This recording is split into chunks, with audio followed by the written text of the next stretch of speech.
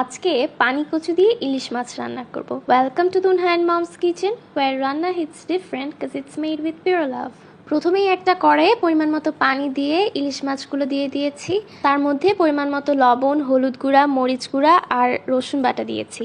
কয়েকটা কাঁচামরিচ আর এক মুঠোর মতন পেঁয়াজ কুচি দিয়ে দিলাম, আর দিয়ে দিলাম সামান্য একটু সয়াবিন তেল। ব্যাস, এবার এগুলোকে একটু কিছুক্ষণ জাল করে নিব।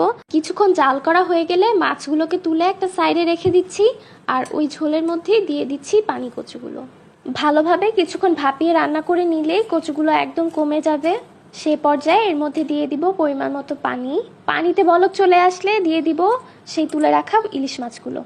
মাছগুলোকে ভালোভাবে এই ঝোলের মধ্যে কিছুক্ষণ জাল করে নিব। শেষ পর্যায়ে এর মধ্যে একটু নারকেল বাটা অ্যাড করে দিব। নারকেল বাটাটা দিয়ে কিছুক্ষণ রান্না করে একদম শেষে পেঁয়াজের বাগার, জিরার বাগার দিয়ে নামিয়ে নিলেই রেডি হয়ে যাবে আমাদের পানি কচু দিয়ে ইলিশ মাছের তরকারি। একদম মুখে লেগে থাকার মতন একটা ডিশ। বাসায় অবশ্যই ট্রাই করবে। আজকের মতন আল্লাহ হাফেজ।